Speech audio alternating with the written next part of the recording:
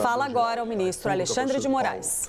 Gonê, inicia o presidente agradecendo as palavras de Vossa Excelência, as palavras do eminente ministro Gilmar Mendes, e as recebo não só pessoalmente, mas principalmente recebo-as institucionalmente como ministro do Supremo Tribunal Federal. Presidente, temos visto recentemente as ações de diversos brasileiros que estão sendo ou processados pela Procuradoria-Geral da República ou investigados pela Polícia Federal. Estamos verificando diversas condutas dolosas e conscientes de uma verdadeira organização criminosa que, de forma jamais anteriormente vista em nosso país, age de maneira covarde e traiçoeira, com a finalidade de tentar submeter o funcionamento deste Supremo Tribunal Federal ao crivo de um Estado estrangeiro.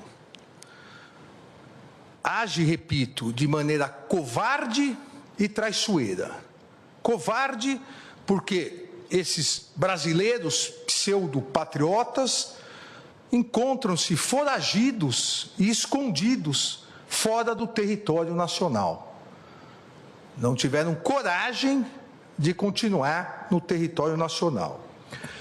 E traiçoeira essas condutas porque atuam por meio de atos hostis, mentirosos, derivados de negociações espúrias e criminosas, com a patente finalidade de obstrução à justiça e a clara, flagrante finalidade de coagir essa Corte no julgamento da ação penal 2668, ação penal do núcleo crucial da tentativa de golpe de Estado do dia 8 de janeiro, gerando, presidente, ministra, ministros, gerando com essa maneira covarde e traiçoeira de atuar, gerando reflexos nocivos à economia e à sociedade brasileira.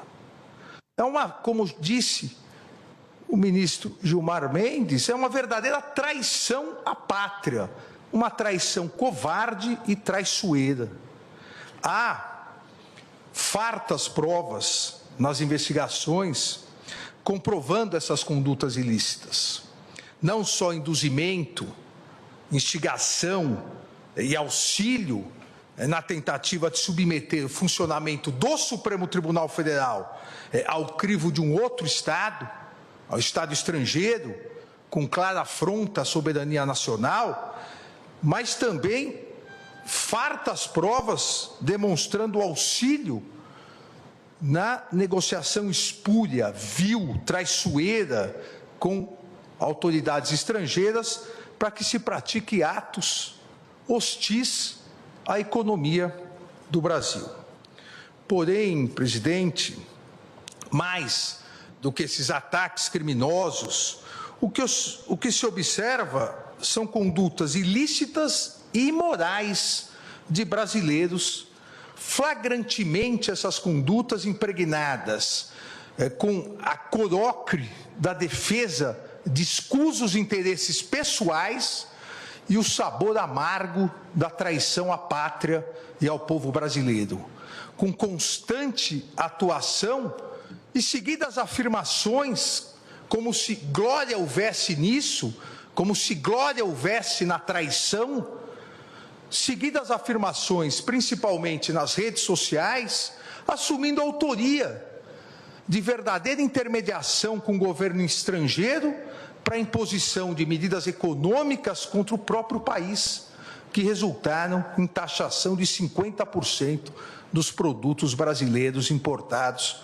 pelos Estados Unidos da América, tendo como consequência, assim que se iniciarem, na verdade, a consequência já se iniciou, um grandioso prejuízo aos nossos empresários e a possibilidade de perda de milhares e milhares de empregos de brasileiros e brasileiras.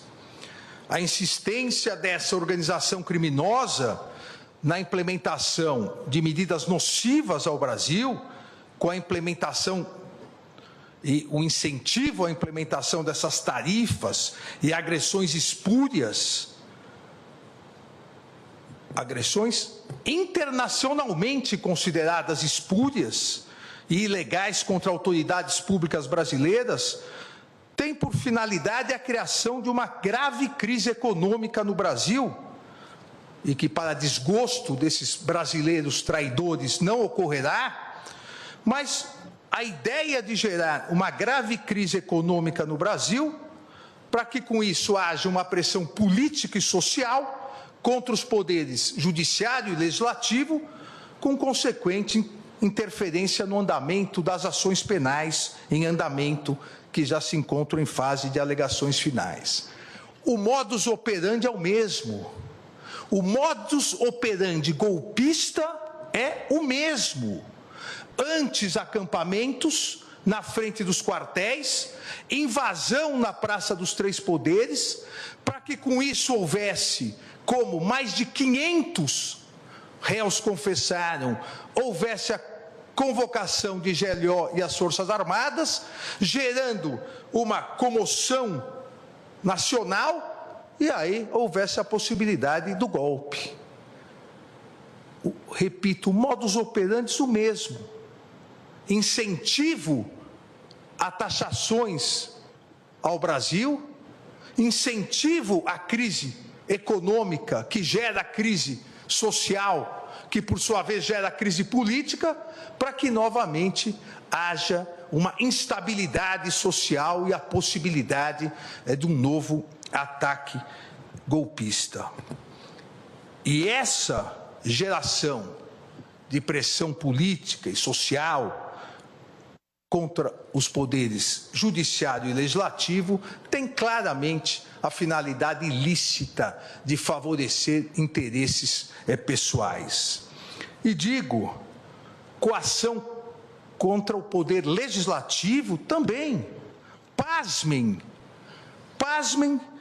que um dos brasileiros investigado e foragido, recentemente, nessa semana, dirigiu ameaças diretas aos presidentes da Câmara dos Deputados, o deputado Hugo Mota, e do Senado Federal, o senador Davi Alcolumbre. Ameaças diretas. Ou vocês votam anistia, ou as tarifas vão continuar. Ou vocês votam anistia, ou vocês também terão aplicada a lei da morte financeira. Ameaças aos presidentes das casas congressuais brasileiras sem o menor respeito institucional, sem o menor pudor, sem a menor vergonha, na explícita chantagem para tentar obter uma inconstitucional anistia, ou em relação ao presidente do Senado Federal, o senador Davi Alcolumbre, obter o início de procedimento de impeachment contra ministros desta Suprema Corte, sem existência de qualquer indício de crime de responsabilidade, mas sim por discordarem da legítima atuação deste Supremo Tribunal Federal no exercício de sua competência jurisdicional, concedida diretamente pela Constituição Federal, em uma tentativa patética de tentar afastar seus ministros do cumprimento de sua missão institucional e favorecer réus em ações penais. Ameaça essa aos presidentes das casas, que já foi repudiada por ambos os presidentes anteontem, com as notas da presidência da Câmara e do Senado Federal. Mas também e principalmente coação contra o Poder Judiciário, em especial contra o Supremo Tribunal Federal, com a única e exclusiva finalidade de obter um súbito, inexistente, inconstitucional arquivamento imediato de ações penais que foram devidamente propostas pela Procuradoria-Geral da República, pelo Procurador-Geral da República, que aqui se encontra, titular constitucional e privativo dessa iniciativa, em virtude da tentativa de golpe de Estado do dia 8 de janeiro de 2023, eu afirmo tentativa de golpe de Estado, porque esse Supremo Tribunal Federal já condenou mais de 700 pessoas por golpe, tentativa de golpe de Estado.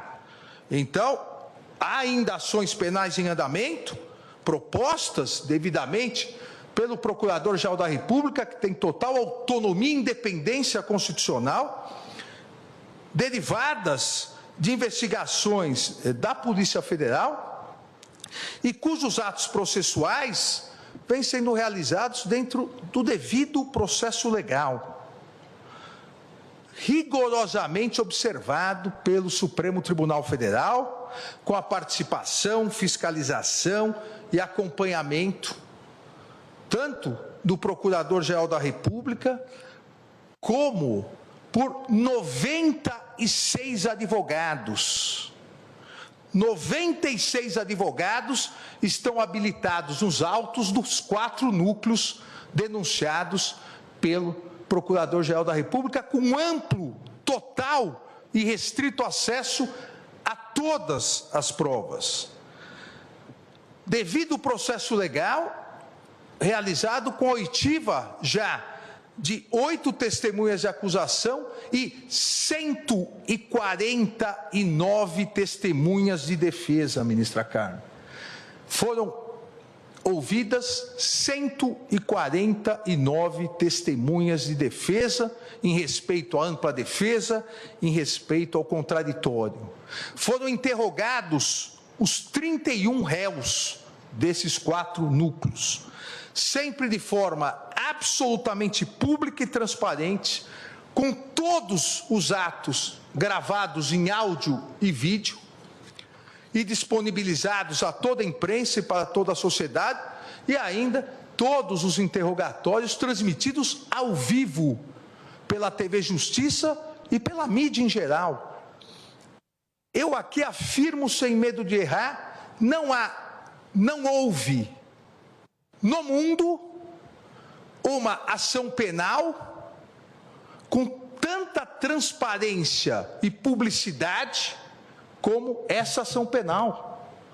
Nenhum país do mundo transmite interrogatórios, oitiva de testemunhas para toda imprensa e sociedade acompanharem.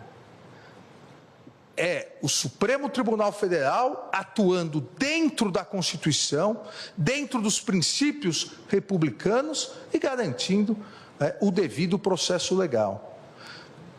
Não é possível pressões, coações, no sentido de querer obter, repito, entre aspas, um espúrio arquivamento imediato dessas ações penais, sob pena de se prejudicar a economia brasileira, o sustento das pessoas, o trabalho dos brasileiros e das brasileiras.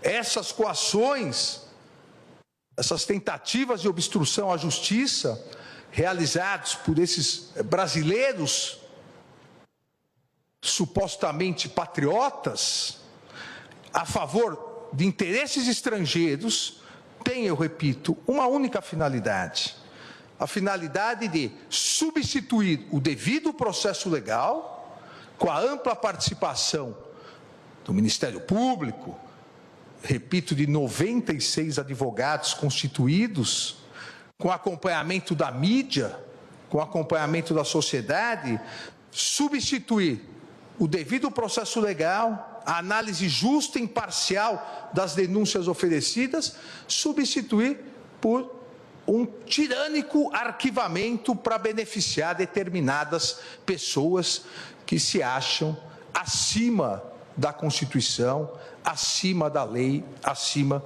das instituições.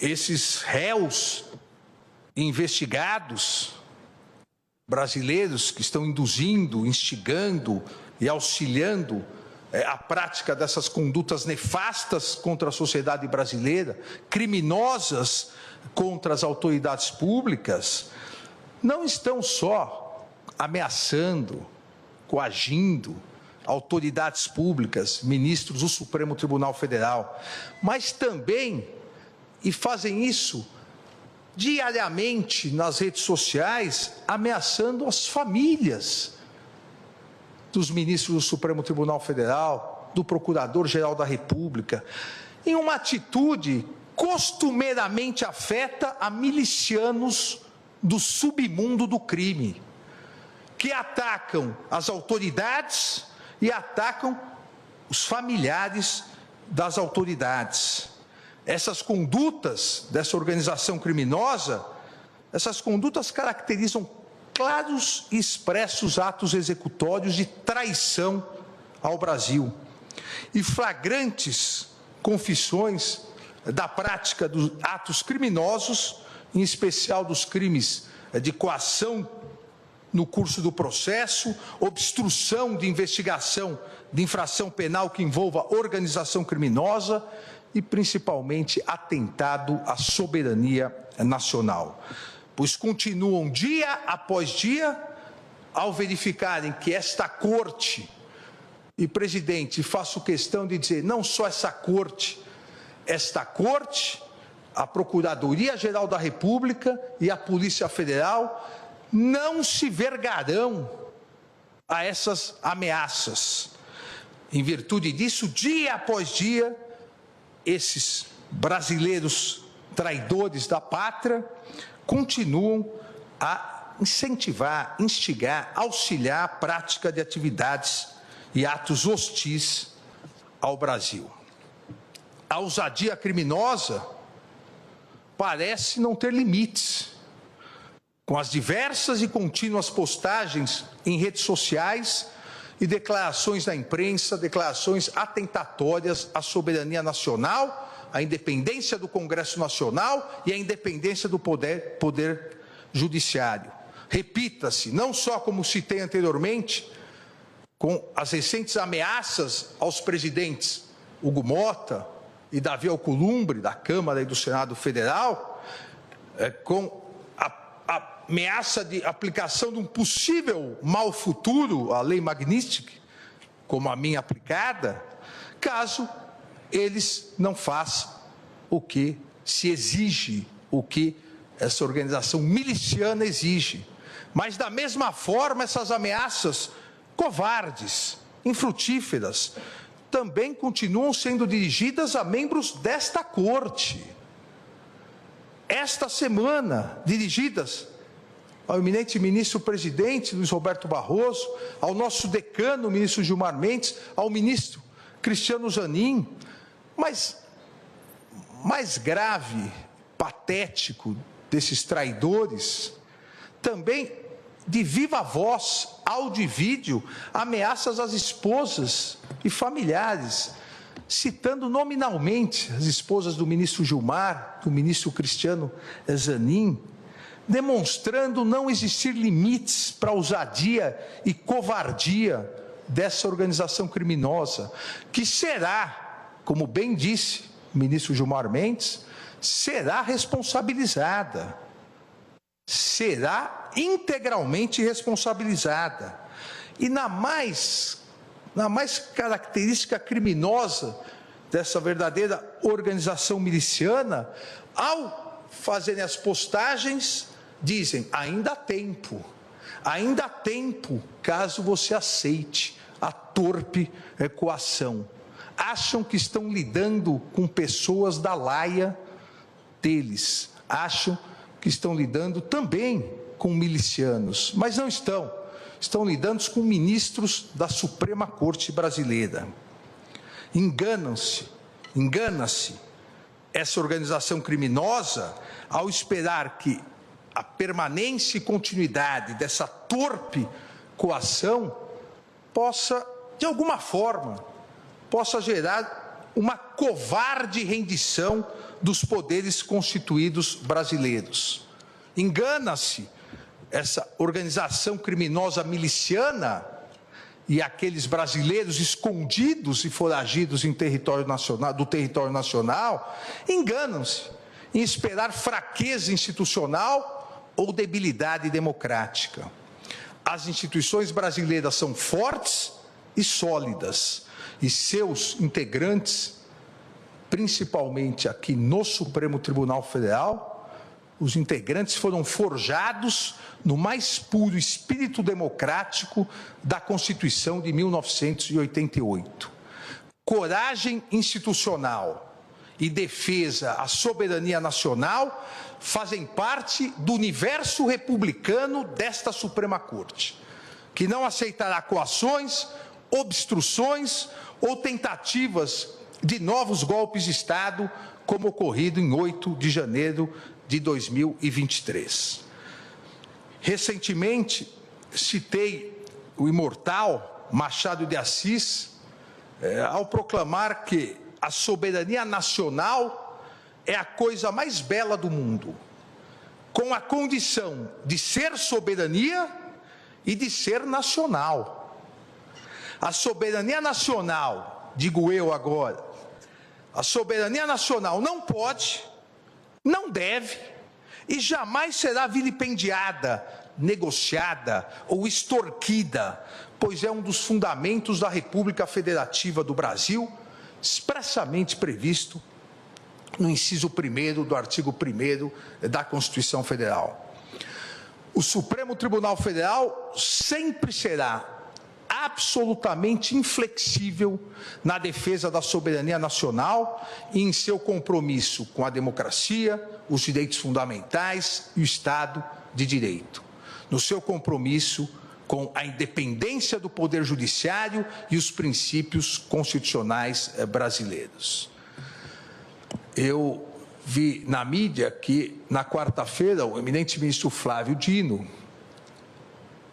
numa cerimônia no Maranhão, rememorou Hamilton, um dos federalistas, junto com Jay e Madison, e disse da dificuldade que os juristas norte-americanos devem estar.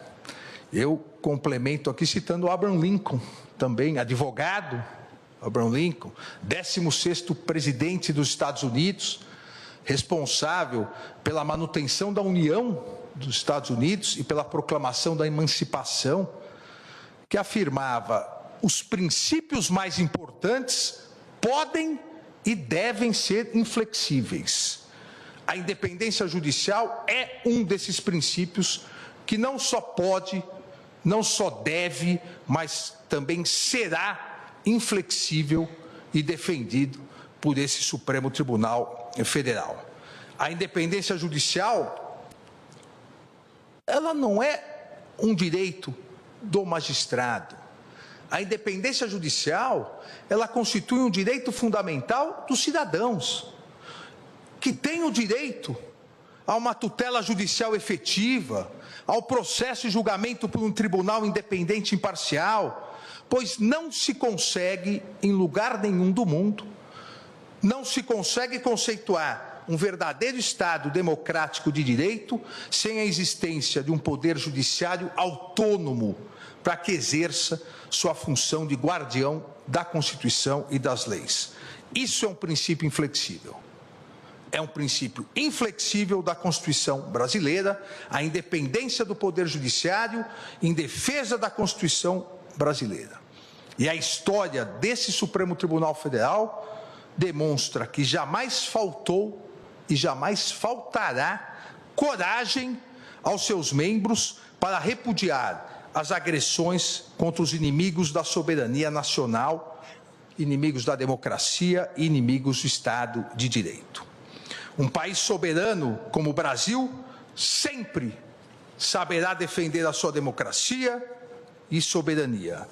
E o Poder Judiciário não permitirá qualquer tentativa de submeter o funcionamento do Supremo Tribunal Federal ao crivo de outro Estado, por meio de atos hostis, derivados de negociações espúrias e criminosas de agentes e políticos brasileiros foragidos com o Estado estrangeiro, com patente obstrução à justiça e clara, flagrante finalidade de coagir essa Suprema Corte no julgamento da ação penal 2668, para criar, e esta grande finalidade, para criar verdadeira impunidade penal e impedir a análise pelo Poder Judiciário, repito, por meio do devido processo legal, de uma imputação criminal feita pela Procuradoria-Geral da República.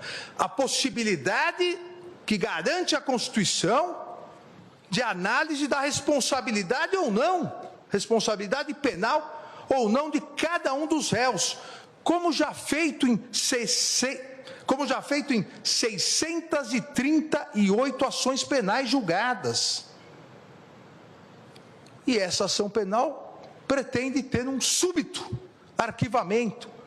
Repito, como já o fizemos em 638 ações penais, julgadas sempre colegiadamente, 370 ações penais julgadas pelo plenário, 268 ações penais julgadas pela primeira turma, onde ainda estão em andamento 204 ações penais, além, como já disse, dos 551 acordos de não persecução penal celebrados entre a Procuradoria-Geral da República e os réus que reconheceram sua responsabilidade penal.